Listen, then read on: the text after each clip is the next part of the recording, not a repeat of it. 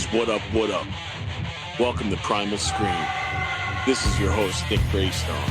For the next hour, we're going to talk about fantasy, reality, and everything in between. Let's go. What up, kitties? I hope you survived the heat. Shit, it was hot. The baked apple. It was terrible these last couple of days. At least now, today, I hope the swamp ass went away, and now we could get back to kind of normalcy with the 70-degree weather. You know, the girth in the 100 degrees just don't go good. And, of course, my AC took a massive shit on Sunday night, so I had to go out and buy one, and these are the times that it usually does. But now that the house is, you can hang meat in it, like Frankie Carbone is hanging in the living room in my house right now, so I can't wait to go home and strip down, and that's too much information. Welcome to another brand new episode. I think I just scared the shit out of my guest. He's leaving. But welcome to a brand new episode of Primal Scream. I'm very excited. I have a great guest lined up for you tonight from the Long Island legendary Vision of Disorder. I have Tim in the studio, but before I bring him out, I want to just talk about some things that I watched over the last couple of days. Plus, today, this just in, Carolyn McCarthy, 81 years old. She passed away. Usually I don't talk about politics, but this woman's got my respect. She was an advocate of gun control. Life handed this woman a pretty shitty card. Both her husband was killed and her son was very much badly wounded in the 1993 Long Island Railroad shooting that involved Colin Ferguson that killed 6 and injured 21. I admire her because in the time of when life really was challenging, she stood up and she became a fighter for gun control. She was a big advocate for her husband and her son in their honor, and she really did great work.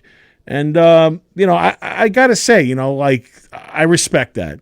She could have easily just became a victim and played that card for the rest of her life, but she used her time well and try to fight the big boys.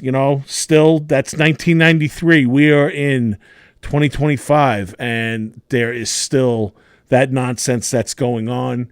And like I've said before, I'll say it again. If 20 first grade children get gunned down in a fucking school, and if that doesn't change anything, nothing will, and it's pretty shitty, being a father. That's my biggest fear every day is dropping my kid off at school and, and dealing with, you can't eliminate all guns and stuff, but maybe some kind of control. And just wanted to give a shout out to Carolyn McCarthy. I appreciate your work, dear, and rest in peace. And thank you. I want to give a shout out also to Mark Hirschman from the Hershey and Keeg show. The other day, he went to Yankee Stadium, and they were handing out, it's a great time for Jaws fans, so they were handing out Jaws 50th mugs, and these bad boys are going for $20 on eBay, and his son was going to sell them, but he knew that yours truly has a Jaws collection problem, and he gave me it. So now it's going to go into the Jaws archive, the museum. I have a bathroom. So I always can use another cup inside the bathroom. For what? I don't know, but it's just going to go in the museum.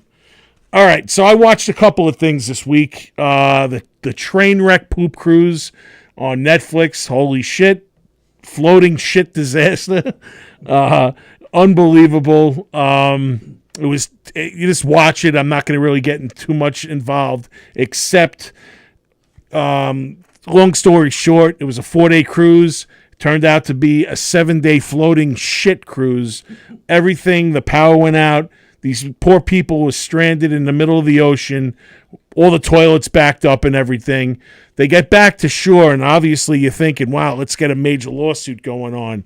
But Carnival being the slimely big conglomerate that it is, if you read the contract, and this is fucked up, the ticket contract reads, Carnival makes absolutely no guarantee for safe passage, a seaworthy vessel, adequate and wholesome food, and sanitary and safe living conditions.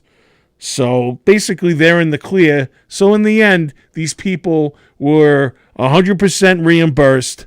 Their travel expenses were covered.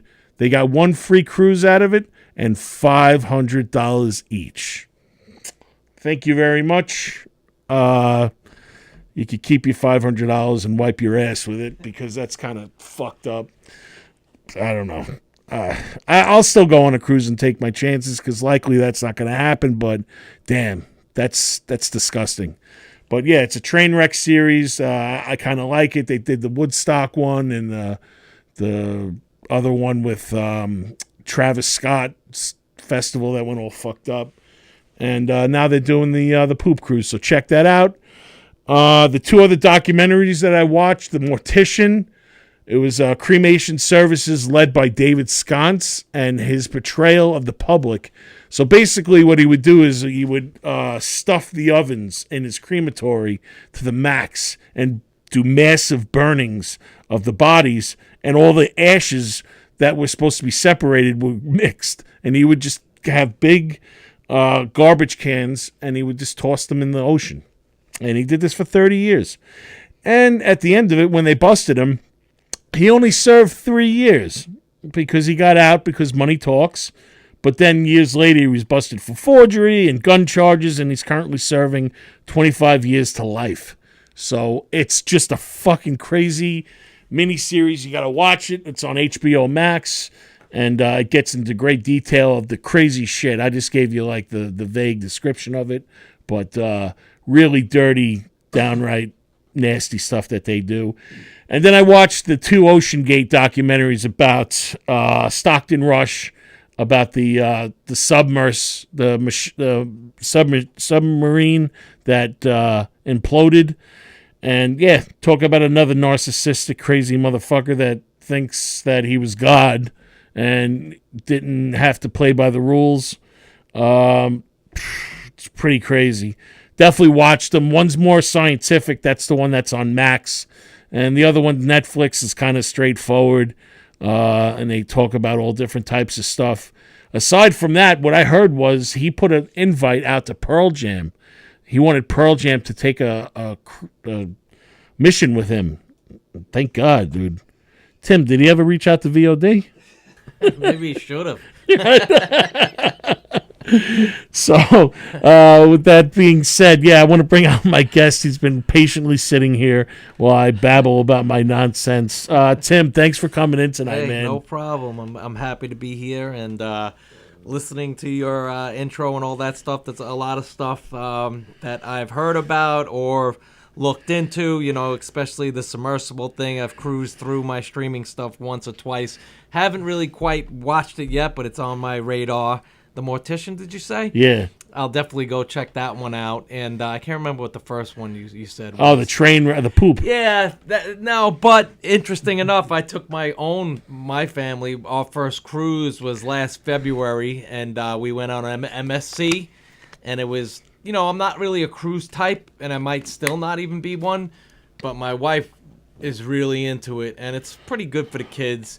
So we had a good experience, Okay. I guess the weirdest thing was MSC is a European tour cruise line. Okay. So it was like we went on vacation with a bunch of Europeans. So there were a couple of banana hammocks and stuff like that. Oof. But for the most part, the food was good, and we had a good experience. Where'd you guys go? We went to where the hell did we go? I'm drunk. We went to Belize. MSC's got its own island down in the Caribbean, so we went there.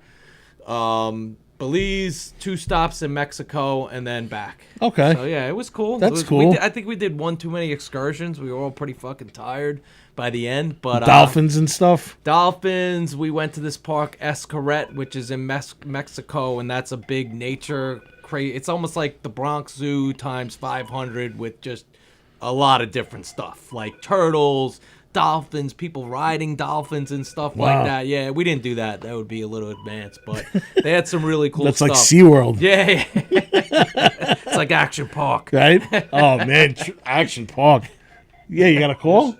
Yeah. Oh, yeah. Who is it? It's Hirschman. Yeah, sure. There we go. All right, he's on. Hello.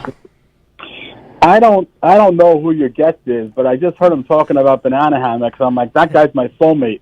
So, Oh, yeah. Dude, this is Tim Williams from VOD, bro.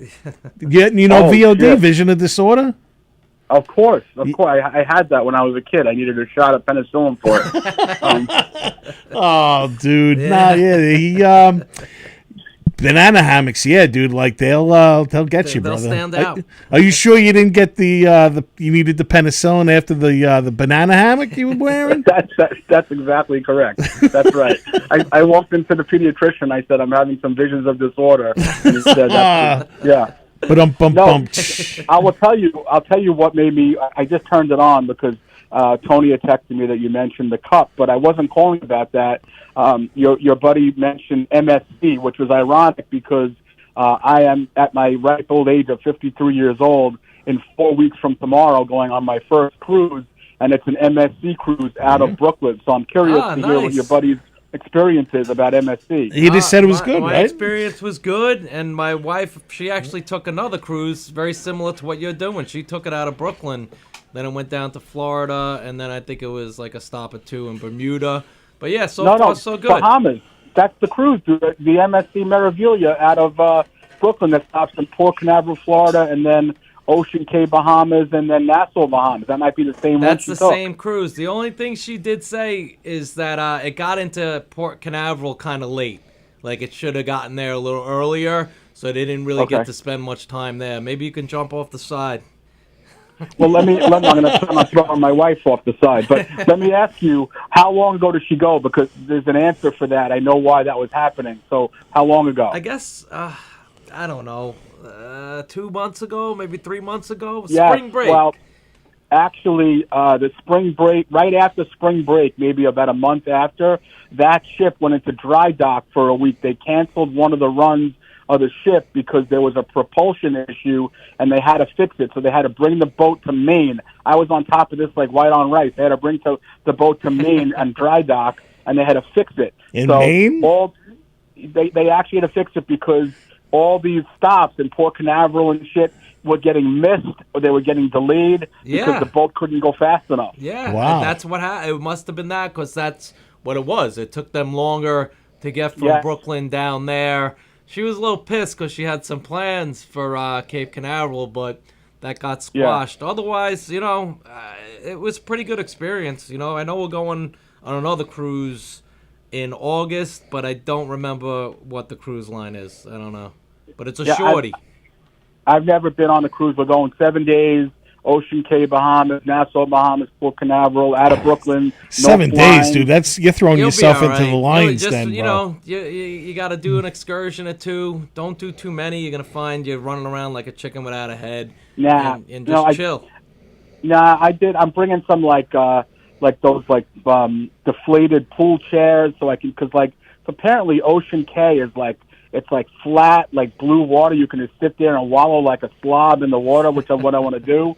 Yeah, dude, absolutely. Not doing a lot of excursions, just plan on chilling out. The boat's 19 floors apparently. Yeah, the with some boats good are hiding huge. spots. They're massive. Yeah. Massive. You'd be surprised how big those things are. Yeah, that's the only reason why I agreed to go, because I didn't want to go on some swarmy little shithole. But this thing seems immense, and food's man, good. I'm looking The forward food's to good. It's an Italian cruise line, MSC. Yes. So the food's good. People keep on raving online. I mean, I'm on these fucking fan group like a 12-year-old girl. That it's an Italian boat line, so the pizza is like from Italy. Like it's amazing. Yeah, we did a tour. I don't know if the whole episode is going to become this, but we did a behind the scenes tour, and one of the stops is like the kitchen, and it was pretty incredible what they do back there. Wow. Like they make their own bread. Like it's really, really great stuff. I love it. Well, if Nikki and I were on a boat together, we'd be doing a private tour of the bathroom. But that's not happening. But all right, dude. Well, thank you very much. I won't keep you guys. Nikki, how's the cup? Good? I love it. Yeah, it's cool, right? Yeah, I can't wait to share it with you later for a Slurpee or something. I'll come pick you up, dude. So I'm going to tell you a little story behind that thing, okay? So I bought Max a drink, and he wanted to keep a cup because he wanted to sell it, because everything we buy, I got bobbleheads that night, and the bobbleheads were Aaron Judge bobbleheads, and I sold them both each for $100. I made back 200, and I paid 100 for the ticket, so I made money. But I only had one cup, and I wanted to get another one for you or just whatever, and me and him are waiting online for what seemed like a fucking eternity for ice cream. He wanted ice cream, and for some reason, these people couldn't get their shit together at the stadium. Yeah. So there was like a whole melee, and when the melee was happening, I just slipped my fat little Jew hand over the counter, and I grabbed the cup, stuck it in my backpack, and I'm like, that's fucking Graystone's cup right there. Oh, thank you. I love you, bro. Thank you so much. Yeah, I appreciate you. Have a great show, boys. I'll be in touch. All right, bro. Take care. Thanks. Love you. All right. Bye now. That was Mark David Hirschman from the Hershey and Keeg show. And, dude, if you would have told me 30 years ago I'd be sitting with you talking about cruises. That was strange. Yeah, right? Awesome. But, yeah, it's I mean, all good. It's what it is, man. You sold me, man. I think I want to go check out one of these. Not bad. MSC? MSC was the cruise line that we did, yeah. That was my first cruise, and it was, I'm more of a let's get into the mountains, drive 10,000 fucking miles in 20 different towns. But this, she was like, we need to go chill. Let's do this. The price is right. Time. Let's go. And it was. Is that from like touring, like going through over the years and stuff? You like going on the road? I still travel like that. Yeah. Yeah. And my wife is kind of like that too, pretty spontaneous. Like my second daughter was born. She just made one, and we just went to Iceland for like 16 days and just traveled throughout Iceland and stuff in a little tiny compact car. Yeah, it was cool. It was fun. So you get to see like all the the area I and still stuff, got the travel bug after all the touring with music. It's different, when you have actually time to see some stuff and spend some time. And you were a young man when it took off, right? Oh yeah, I was like 20. Wow, I couldn't even drink. Wow, man, that's crazy. Yeah, it was crazy. Yeah, it was a lot of fun. Yeah, like I was telling you before, like with VOD, I remember seeing you guys like just back in the day, like old shows at like the Right Track Inn and PWAC, and just I remember there was a cassette tape that you guys used to have. It was a blue one. Yeah, it was yellow was the original, and then I think we did another, whatever you want to call it, printing. And those were the blue covered ones. Yeah, I remember that, man. We did I think we did 300. Yeah, it's crazy. And that demo is what put us on the map. Yeah. Nuts. You were saying, is that Tri-County right there? Yeah. We had a show down there once. It was really old school. And I don't know, I don't want to say it was called Industry. I can't remember because that club kind of moved around a lot. Was it Spit? It might have been Spit, but it was like Industry it was past its heyday. We played there with I don't know who, this band like something New School, and they were all pissed that there wasn't a stage, so they set up some tables and played on the tables, and we just played on the floor and ripped the place apart. Was it Medicine? I don't remember. It was so Medicine was a little bit further up on Hempstead Turnpike. Right over here was either Spit or Uncle Sam. It might have been Uncle Sam's. I vaguely remember it, but when we came through the parking lot, I'm like, oh my God, we played a show there, and that might have been like 94 or 93 or something like that, like way early days. Right, and you guys were playing like VFW halls and stuff too, we right? Played some VFW, played basements, played people's backyards. We used to play a basement, I think it was out in Patchogue, called, it was Ray's Basement, but there would be like full-on shows in this kid's basement. His parents would be sitting upstairs watching TV, and there'd be like kids jumping off speakers, and there'd be like 30 people in this kid's tiny little basement. Wow. It'd be a full-on show. It was a lot of fun. People stage diving, jumping off speakers. It was why spray painted all his walls and shit like that. It was crazy. Wow, man, that's awesome. Yeah, those were fun. We used to play Riptide, which was Stony Brook's hardcore metal station. We used to go out there and play there. It was fun. Yeah. Yeah, man, I remember like just getting dropped off at PWAC at like, I don't know, dude, 10 o'clock in the morning and just having a full day of hardcore shows or whatever.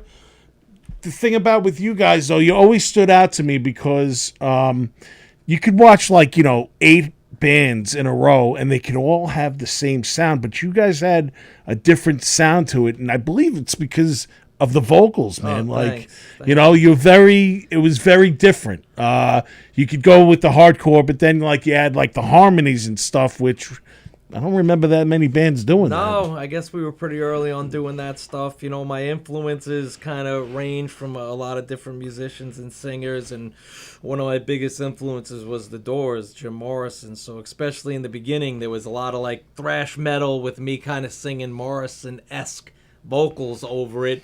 Some of it stuck, and some of it, you know, fell for more screaming and stuff like that. But a lot of it kind of stuck. And it caught on. People seemed to like it. So, and it always felt really natural to me. Yeah. Yeah, that's what I wanted to ask you, like your influences growing up. Like, so obviously the Doors, were there any other like majors? Oh, yeah. For Like you? Motley Crue when I was like Fuck yeah, really dude. young. Motley Crue all the way. The Doors, believe it or not, like U2, Metallica. Halloween was a big one, which would be kind of different, but I really liked Halloween a lot. Maiden, of course. Like, I got into VOD doing a Maiden cover. What song? The Trooper. Really? Yeah. Wow. Yep. That's how they tried me out on. So you were the original vocalist? Was there someone before like that? One of our other friends might have sang for like a very short time, but we weren't even out of the garage yet. Yeah. We were still playing in the garage. Our first shows with me, Kennedy, and Boundback were at Hammerheads and the Dry Rock with a completely different drummer and no bass player. Really? So yeah, that was we consider the beginning of VOD is when we got Brendan, the drummer. Before that, we were kind of like a thrashy, hardcore-ish band, but when we got Brendan, it really started to take shape. Sick, man. You got, and like I see that like you built up like the fan base, and is that when Roadrunner approached you guys? Yeah, or? it was right around those PWAC days. You know, we were very lucky. You know, the business, a lot of it, I'm sure, just like the comedy business and all this crap, is a lot of it's about timing. And hardcore on Long Island was pretty big. It's kind of reminiscent of what I hear about going on out these days, but it was pretty big. There was a big, fertile scene with a ton of fun. Like you said, you'd spend all day at the PWAC with a ton of local bands, and everybody would come out to see them. Yeah. So you had like The Angle, you had The Right Track, Hammerheads not so much, and then after those clubs, you started having the PWACs. The Roxy was a big one. The Roxy was huge. And Yeah. Because Cariola, he brought a lot of national acts in, and he would put us on a lot of those bills. Whether he had a soft, so he liked us or whatever, he would always give me a call and be like, "Yo, I got Machine Head coming through. You guys gonna want to do this?" And we'd come out. And That's fucking awesome. Do it. Yeah. So. Yeah, that's, you know what, the first time I saw Korn was at the Roxy. That was with us. We played there. That was us, for us and Korn. That was an unbelievable show. What was that, like 90? It was like 90. Korn was just about to explode. Like, they probably already had exploded, but it was not as big as they were at that point. Yeah, like 96. But Cariola called me. He's like, "You're gonna want to do this. There's not any openers, but I can get you guys on. Korn is coming through." Yeah. And we were just like, "What the fuck?" And we did it, and it was incredible. I never saw that place so packed. It was unbelievable. I remember it was packed. That was like almost like towards the end for that place, right? Probably. You know, at least for us. After that, I think it might have closed up, or we didn't. That might have been our last show there. We did a lot of hardcore shows there with whatever bands, and then like I said, we played with Motorhead and Sheer Terror once. That was sick. We played with Life of Agony. We played with a lot of different bands. Motorhead played it? We played there with them. Oh, Yeah, wow. yeah. When was that? That was sometime in the 90s. It Yeah. kind of all blurs, you know? Yeah. But Motorhead was sick. We were just like, who the fuck is This is crazy. Motor, Ace of Spades, what? Who? We'll do it. That's cool that he, like, you know, threw you guys He into the threw loop. us a lot of bones like that, man. That was Rob Flynn saw us that night, and years later when we did the Ozfest, he was like, "I remember that fucking night. I remember your band. You guys were fucking crazy." He's like, "I watched the whole fucking set." Sick. That was cool, you know? Yeah, man, absolutely. What year were you guys on Ozfest? 97. 97? Yep, that was before they did 1 year. I don't know if you got to get that or whatever. We did 1 year. They had the Ozfest the year before, but it was only a couple of regional dates, and it was one stage. And then that was 97 was the first time they actually did the tour And it was with Pantera, Marilyn Manson when he was just going through the roof. Giant Stadium then, right? Yeah, but we didn't play that. They cut a couple of the bands for the New York show, and we were one of the ones that got shot. Yeah, there was that was kind of a weird. It was great. It did a lot of good for us, but they had 2 stages, and both stages went simultaneously, and the side stage you had to play twice a day, which was weird. Really? So maybe one day you'd get your schedule every day. First, it was just Downset was the headliners, period. But they started realizing very quickly every night they were going on against Pantera. So it's like a ghost town. Yeah. So they fucking started screaming and yelling, and they got it to rotate. So one day you're playing at 10 in the morning to people walking through the gate, and another day, and then your next set would be good because it'd be like a decent time, or you're playing against Pantera. And that's when Pantera was blown up. Enormous. Yeah, As big as they probably ever were. Yeah, it was crazy. I miss them, man. I mean, I got to check out the thing that they're doing now, and it's cool that I didn't go to that. It's a tribute to the boys, but I mean, it's not. They have the right look, Phil.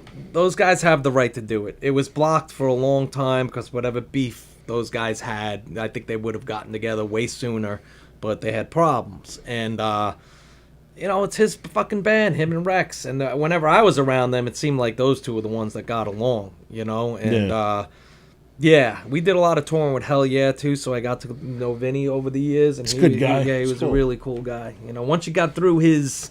When he was with Pantera, he was like, when he was Hell Yeah, he was a lot more subdued.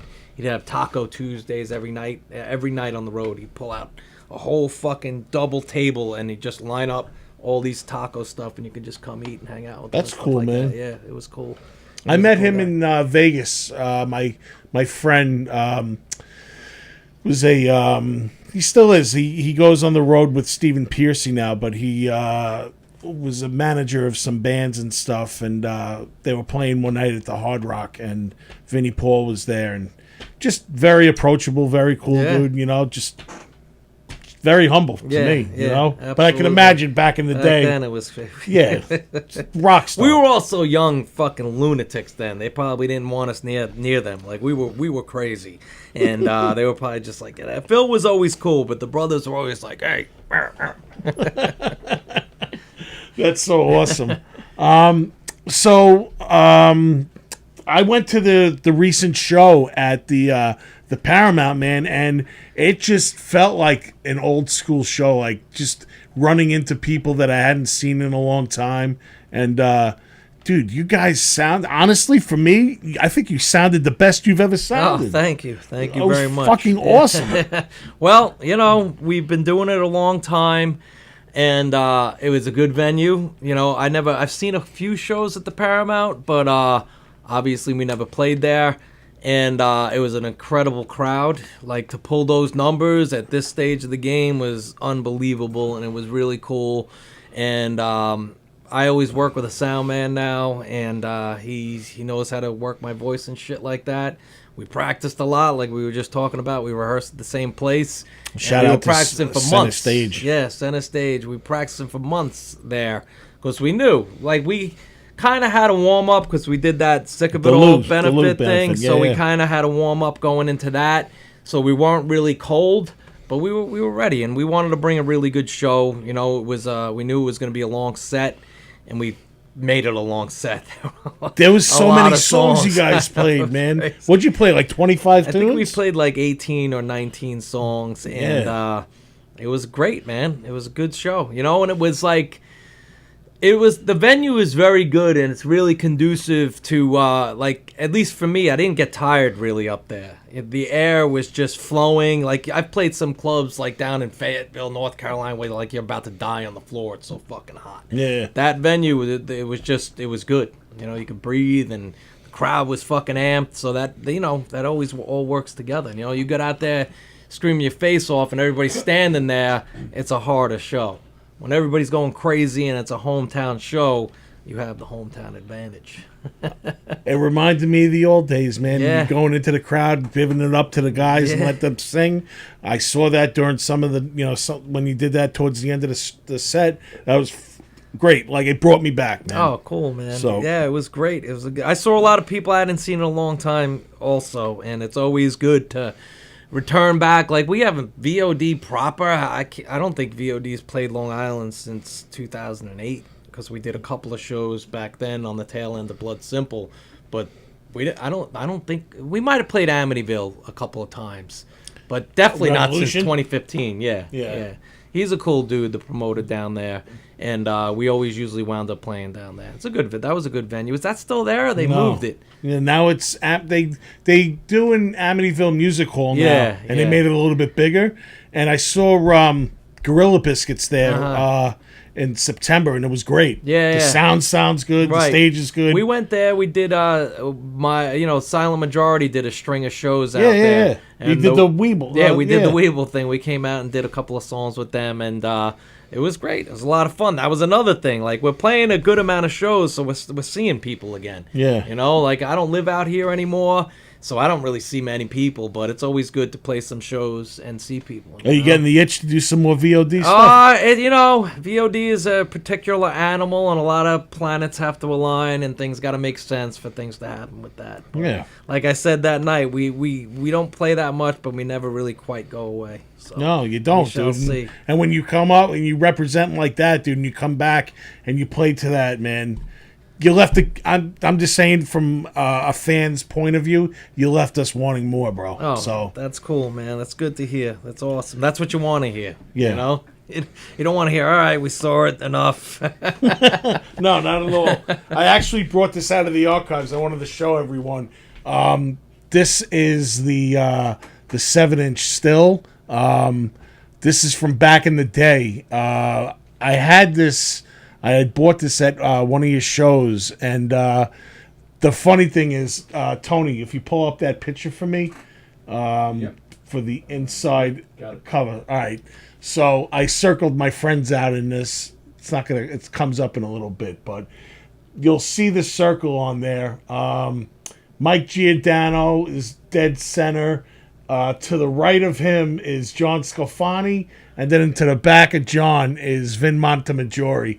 I went to high school with these guys. They were the cool kids for about a day because they were in the inside album cover of this legendary 7-inch. And like you said, now you only made what, about 1,000 of these? Yeah, there might be more. Again, I don't know when the hell we did that. It was a long time ago.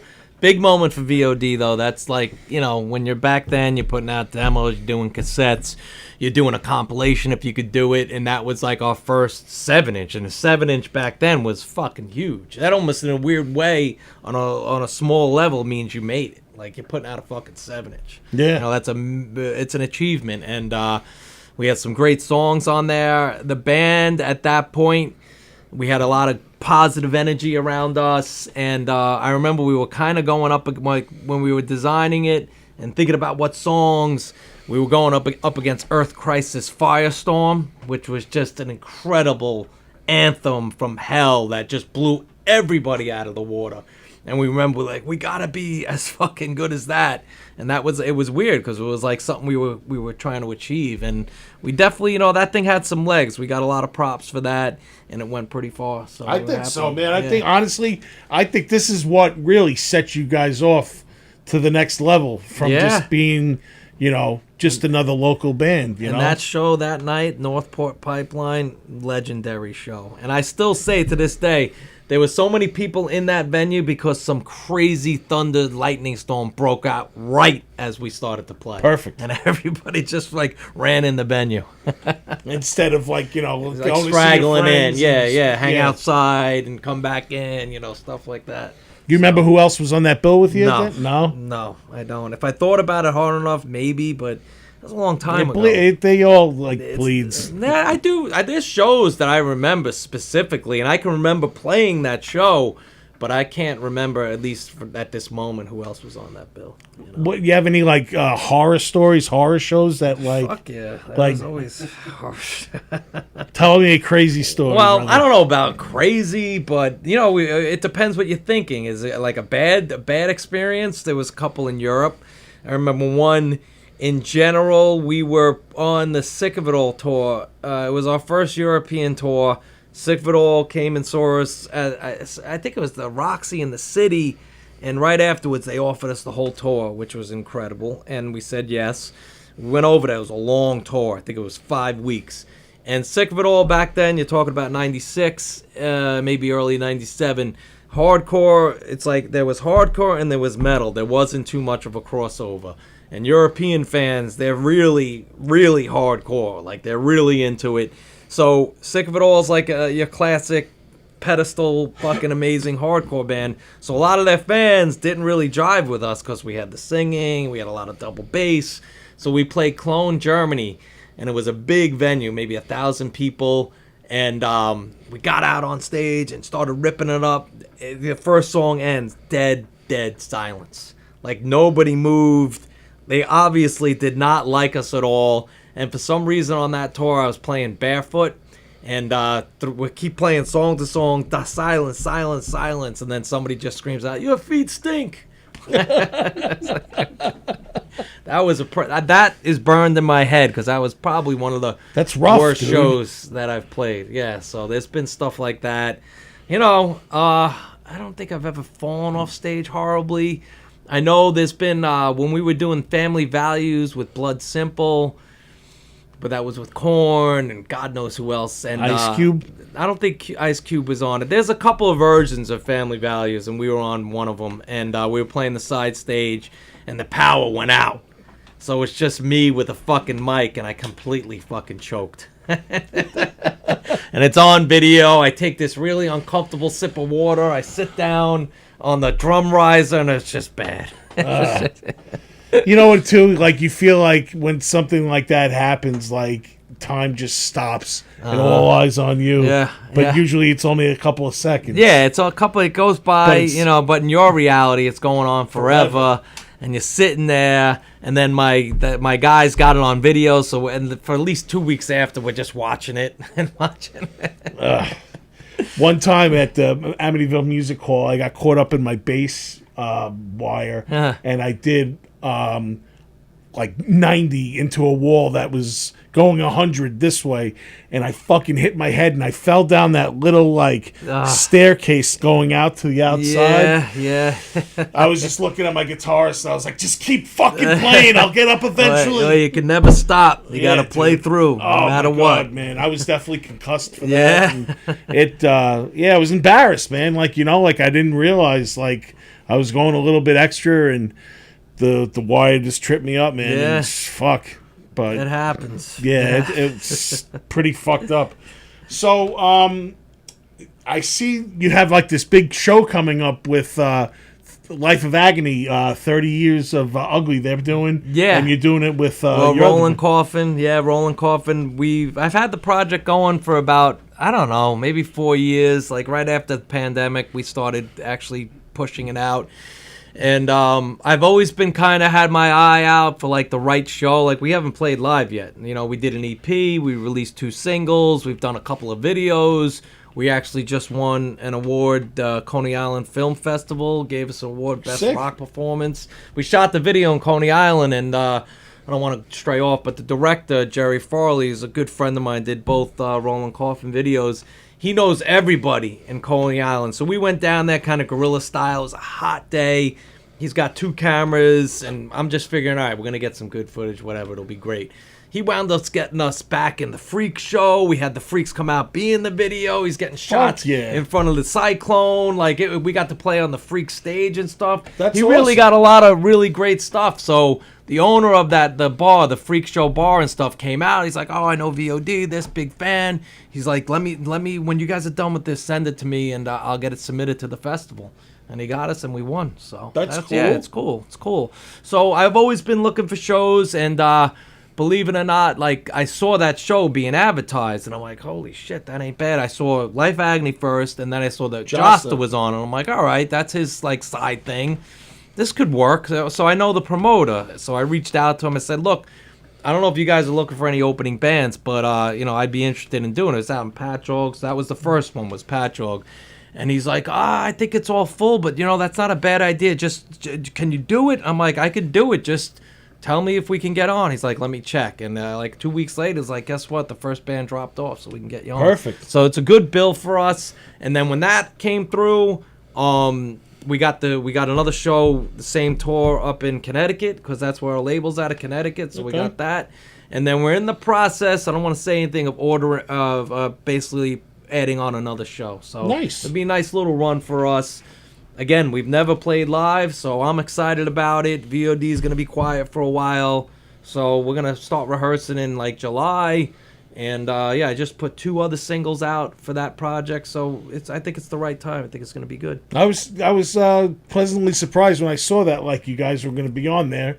Because I was going to go anyway, because I wanted to check out. I'm a fan of Josta, him, but that fucking Life of Agony album was awesome. Yeah, well, that's the Ugly record, right? Yeah, that's a good one. They got some great songs. And Life of Agony, within, like, our careers have been, like, interwoven. Like, they've always kind of been around. Like, when someone about, like, Blood Simple, they gave us our first couple of shows. They took us to the UK with them.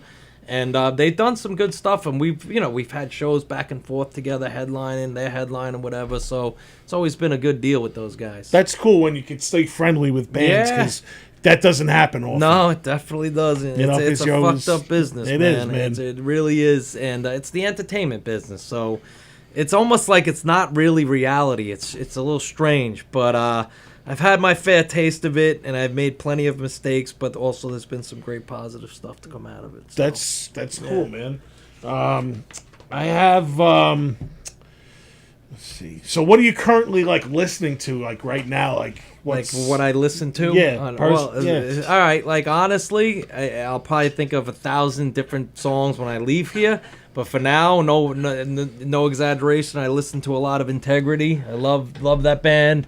Always have, like, even when I first started hearing them, we never played together, but they were a 90s band. They were like one of the first hardcore bands of, like, the newer evolution out there, out of Cleveland. So I really liked them in the 90s. Then whatever, your life goes on, and then I just kind of recently rediscovered them, and I love it. So I've been listening to a lot of that.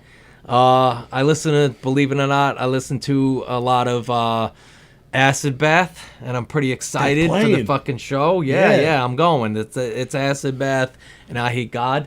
Yeah. So I'm a big I Hate God fan. They're probably, I don't like to beat it to death, but they're probably one of my favorite bands. Like, it's been like that for eons. But I have seen them a lot, so I don't go see them as much as I used to. But since it's them and Acid Bath, that's fucking crazy. Yeah. So I'm going. Have you been to that venue before? Which one is it at? I don't even know. I'm getting Paramount. in. The Brooklyn, I don't think so. That's not Monarch, right?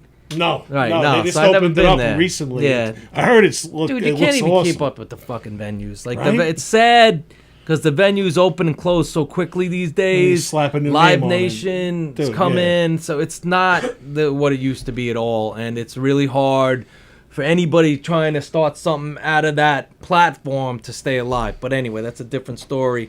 What else do I listen to? I listen to Metallica. I love End It. That's another kind of newer hardcore band that I've been listening to a lot. I listen to a lot of country shit like John Prine. I listen to a lot of blues. B.B. King, like the classics. B.B. King, Albert King.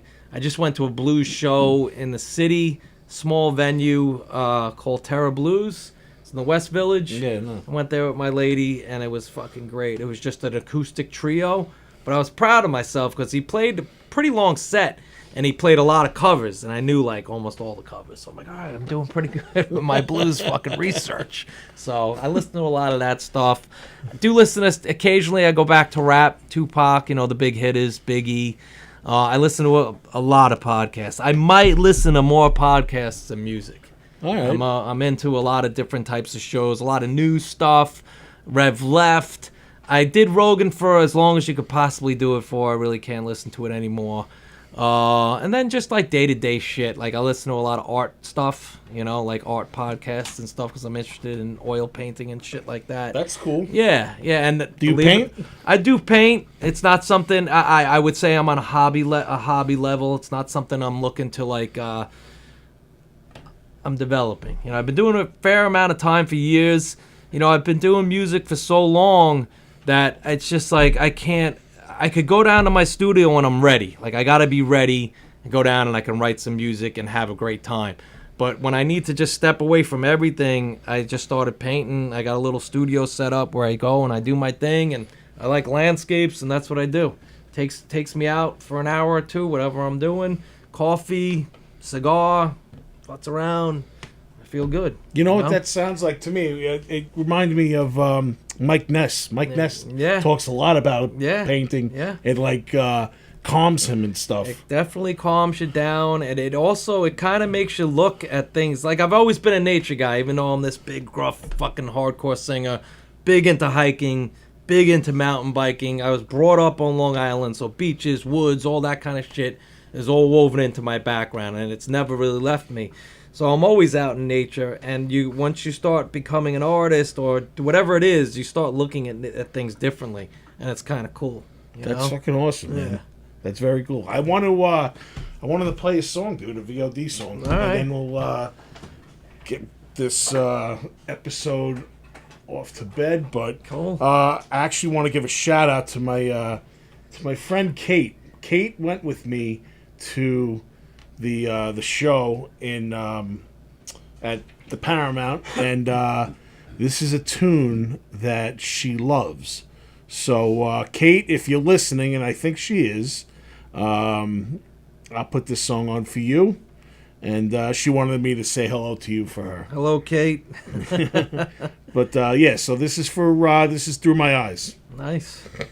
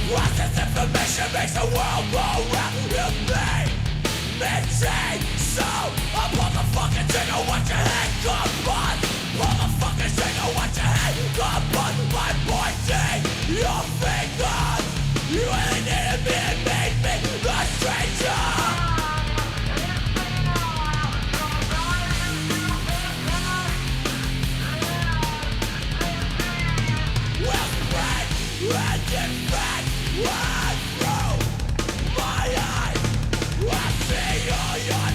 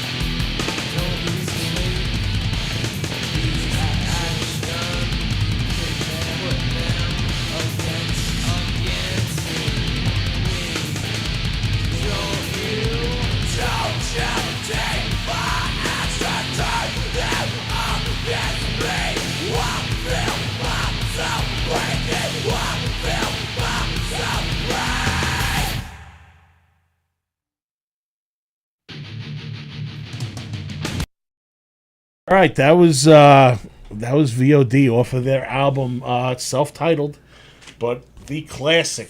I don't even know what We call it the green drip. Oh, the green drip. Yeah, 'cause It's a green drip. The serum. Yeah. But this was the big That was the debut. the Roadrunner debut. Yeah. Great album, man. A lot of fun times, exciting time for us, and it launched a full career, that fucking record, and it was great. It was a lot of fun. How long did it take you to grow the dreads? Probably a while. I'd say they grew for a couple of years, and I would cut them back a little bit, and then they grow longer. But Was it a nightmare to keep up with? It was a fucking pain. I wouldn't do it today. Yeah, Fuck no. that. But back then, you're young, you do whatever. But yeah, I'd have to fucking go into the city. They'd fucking twist them up like fucking crazy. Well, they put like beeswax in it and stuff? Whatever. And the forehead would just be like yanked back. The shit you do when you're young. And then they'd grow in a little. They'd start flopping around, then you go back in. Yeah, it was a fun. Did it smell? I guess, but I didn't. I was touring then. Who cares? Yeah, Everything right? smelled. You're living in a back then. There was no bus. We were in fucking van, sweat, trailer Right. dragging behind, fucking a billion, no days off. Right. When you do the Rockstar tours, it's because we did a lot of big tours. I always call it the Rockstar schedule: 3 shows on, 1 day off; 2 shows on, 1 day off. That's how the big guys do it. And of course, they all get their own hotel rooms, 5-star fucking hotels. We'd be on these tours in like a mall parking lot, waiting for them to come out, one of their roadies to come out, so we can use their shower. Wow. Like, that's how we did it. That's fucking So we did pretty hardcore. We dude. did the great shows, but by then we owned our own RV, so this was mostly blood simple, no shower, nothing. So we big friends with everybody, so we'd be in the parking lot waiting for the roadies because they get their own rooms too. Yeah. Let us in and shower. That's cool. Yeah. Or maybe we'd get one room, you call it the shower room, and everybody'd be running in and out fucking all day long.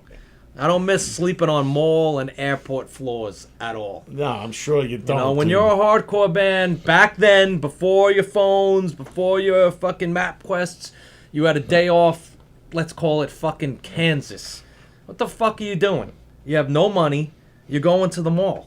And you're going to take a nap on the floor, and then you're going to eat Taco Bell. Right. Then you're going to drive to the next venue. That's You're going what to find did. AC. Yeah. That's what you would do. Yeah. Or you'd invent weird games. Like we would, oh my God, I'm not going to go into it. These days I probably couldn't even say it. Get canceled? I get canceled, yeah, and I don't want to be canceled. Nah.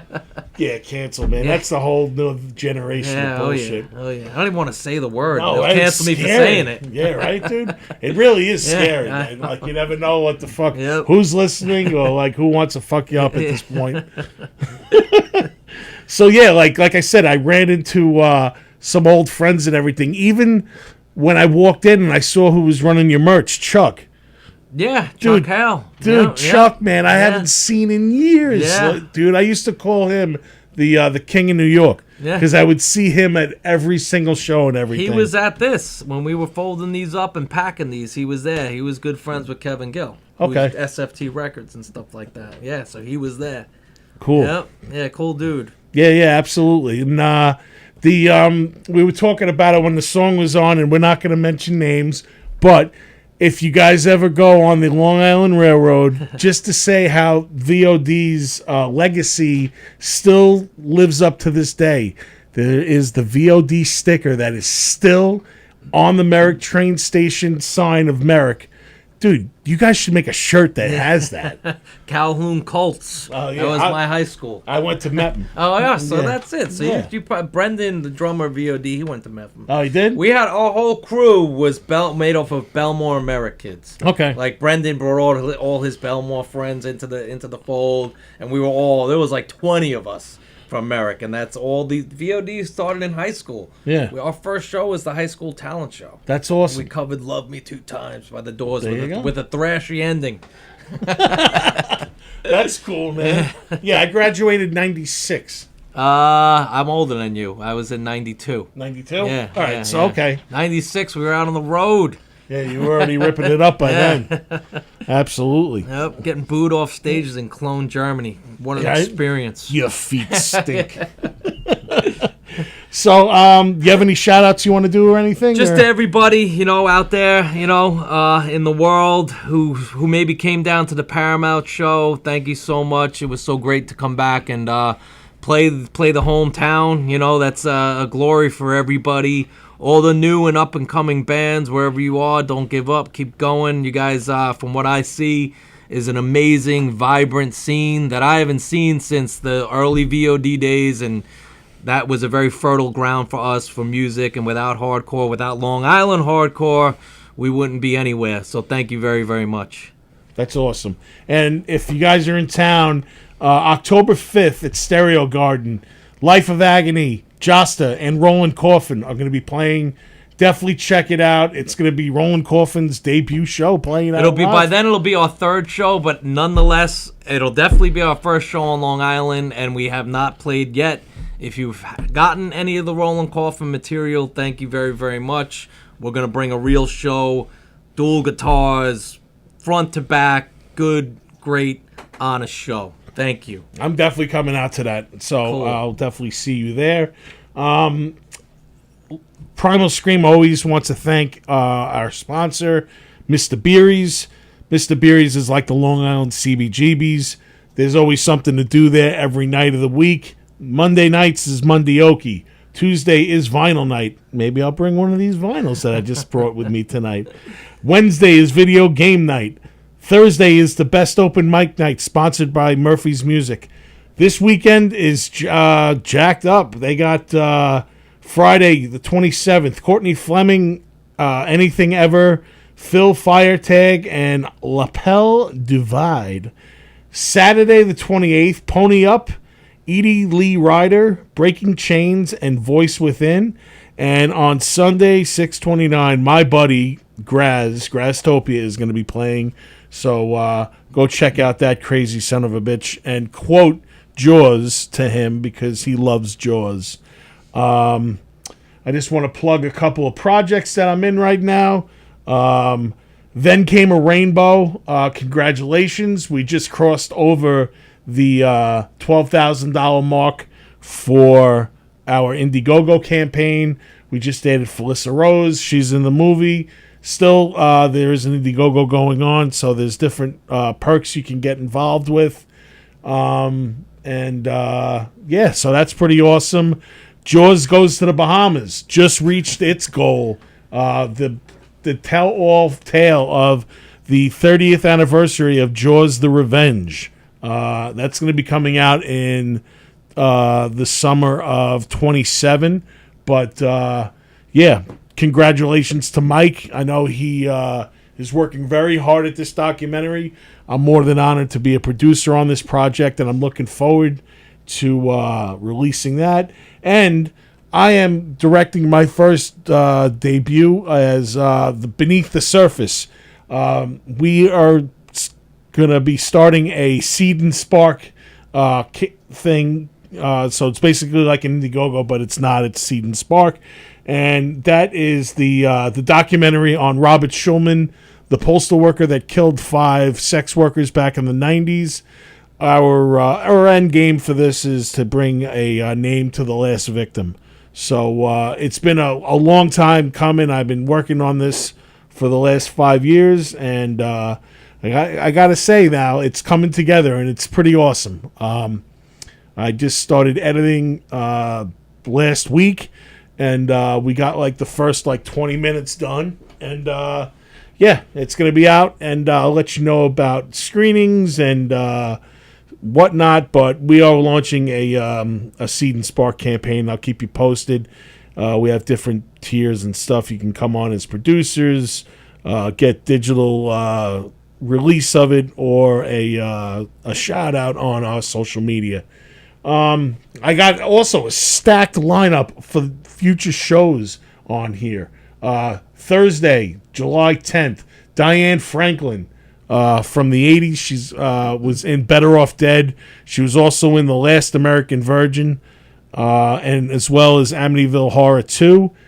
She's going to be on the show on the 20... I believe it's the... not the 28th. What, Diane? No. Oh, this one? Yes, Jessa Flux. Yeah. Jessa Flux is August 28th, August 28th. Jessa Flux is going to be on. She's a model. She's also part of the Traumaville series with all the horror movies and stuff.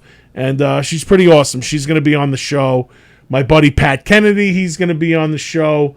That's coming up in July as well.